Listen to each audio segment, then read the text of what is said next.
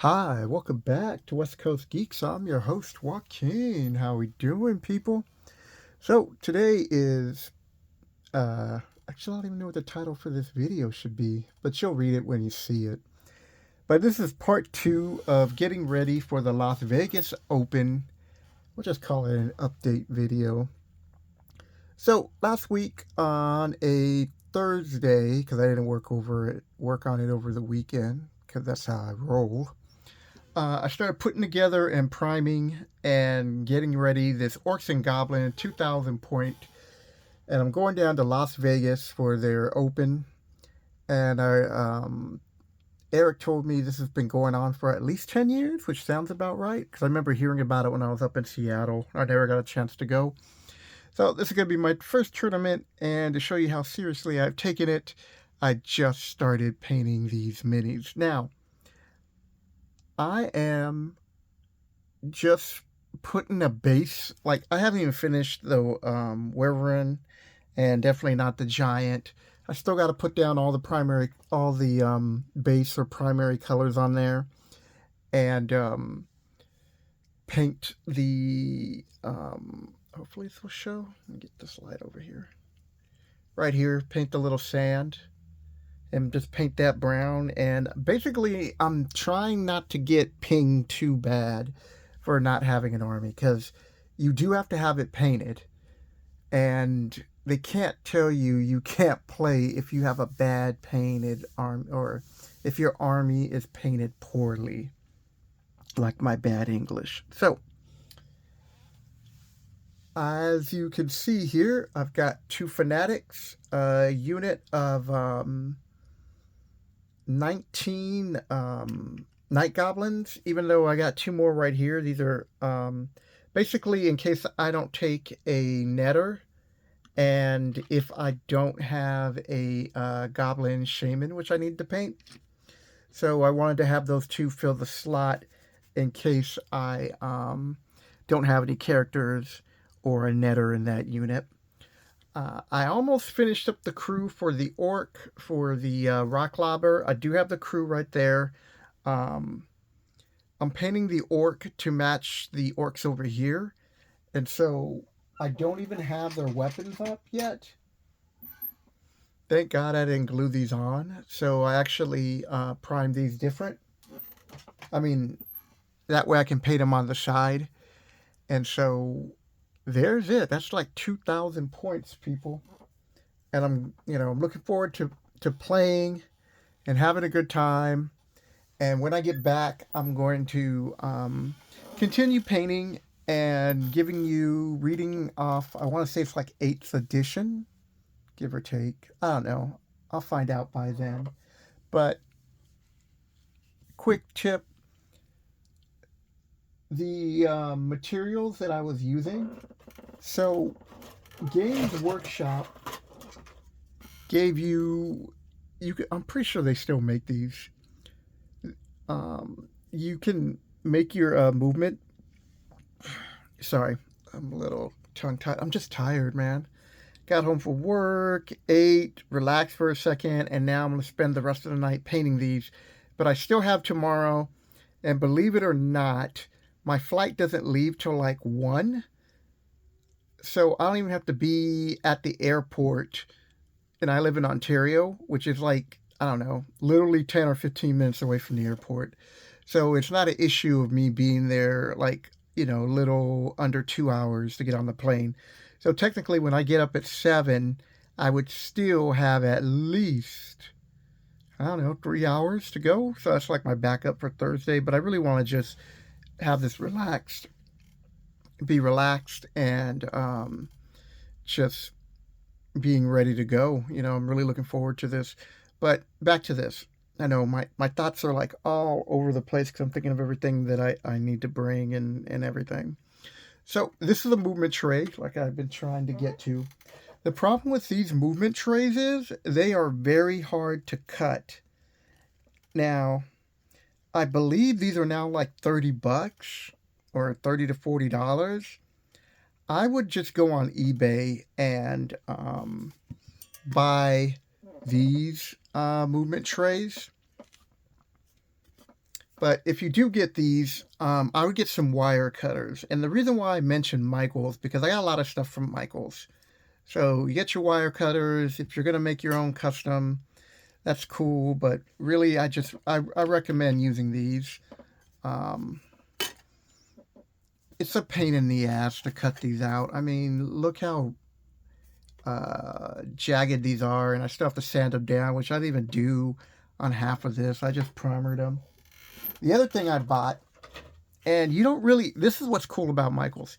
You don't not need to go buy GW sand and little rocks because Michael has that all.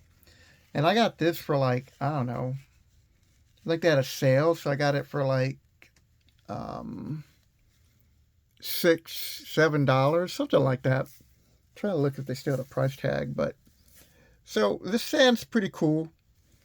You just put it on there, you prime it, and once I paint that sand, they can't ding me for the background. I used a combination of 2 different glues. I used an Elmer's glue for putting down the sand, and I've been using Gorilla Super Glue, which I think I'm out, which will make me sad. I think I hope I have another one of these, because all I have to do is just glue on these arms here and the banner, and I'm good to go.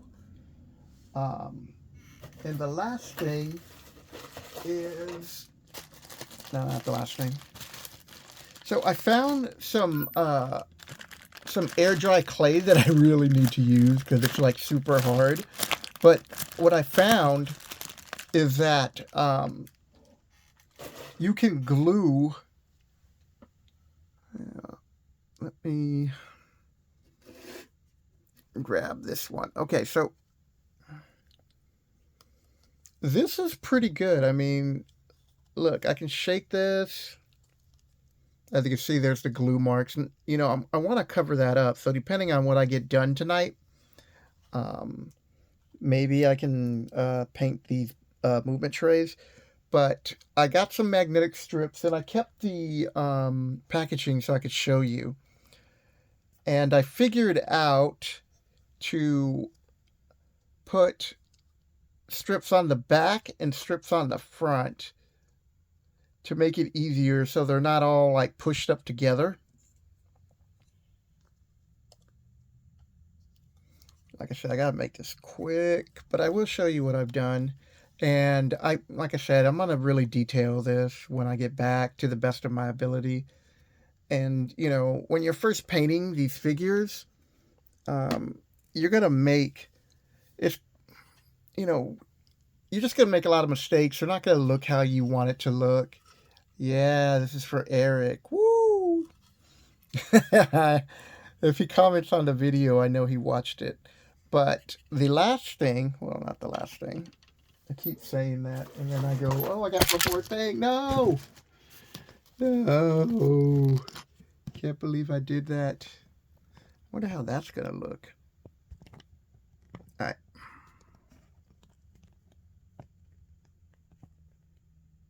That's what I get for not being prepared. Anyways. And no, I'm not editing that out, people. Didn't I tell you got time? These magnetic tape strips right here. And these are the dimensions that I use. These are like $4 or $5 or $3 to $4. Really cheap. You saw how I'm using them. I even used it for the Reverend here. And so basically I just want to be able to pick up my base and move it. But what I plan to do is to actually build up this base. So that's temporary. And I'm going to use some magnets. So I'm going to be playing around with them. I actually have 2 different sets. So I'm going to see if I can get away with this. But I'm going to have to sink it into the rock or whatever I want to do. Like I'll probably use this clay to build the rock. And then I'll use this to try to secure it. Hopefully it'll stick on that side. The heck?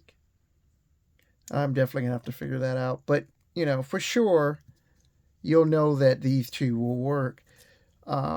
If I do go this way and do it, then it will definitely, the whole thing will be sunk in, and the only thing that will be on top besides the claw right here, but I'll put the dirt and other little foliage up to there. I mean, it won't be completely covering it, but it will cover the majority of this. And then when I lift it up, you will see it on the foot, because I'm going to knock over my camera again. I know that. So you see how big that is. And so I'm going to try not to show it that way, but it kind of is what it is. But if I can get away with the smaller ones, that would work out fine too. So I'm gonna play around with that. And I suggest you do the same thing with some magnetic tape. You know, like I said, I'm having really fun just figuring stuff out. I think that's backwards on there. But the other thing is, real quick, if you didn't watch the first video, this is the reason why I'm showing some of this other stuff, is that Michaels will eventually have these on sale. I feel like I'm going to knock over my camera again. And these scrapbooking. So you can get these for like $10, but they will go on sale for $4.99. And these are dimensions 4 3/8 and 14 and 3/8 and 14 1/4 by 3 1/8 inches. So there are two guys in here that will not, this tip is just a little bit, so when I transport them, I'm going to keep them like this, and the same thing with the the standard for the goblin riders. So that's it, quick update. Tomorrow they will be done. I don't have a choice on this. And I'll show you what it's painted. I wouldn't suggest taking this type of army painted like this to a GT, because I've been to GTs before, and while most people are cool, you will get a few assholes, and depending on how thick your skin is, they're gonna have a few laughs, and then you're just gonna have to, go with it, because I'm not, getting into a fight over some rude comments. I don't expect that, but what I'm saying is, don't be surprised if you do. It's generally a cool crowd, but I've met a lot of assholes there. But I've also made some cool friends at a GT that I've only kept in touch with one of them until the last 5 years. So I can't even say that. But I knew the guy for like 10 years, and he was pretty cool. So with that, this is my video journal. I don't know. I gotta work on the title. But yeah, looking forward to this GT. Looking forward to playing. And I'm starting to enjoy painting again. I can't wait to bust out the Liquitech paints that I have, so I can really start pulling out the details and messing around with some of the base colors. And a quick shout out to Just for Kicks. Thanks, brother, for all the support. And yes, these do look like Hanna-Barbera colors. I was just thinking about that right now. I was like, man, I love those cartoons. All right, with that, people. Catch you later.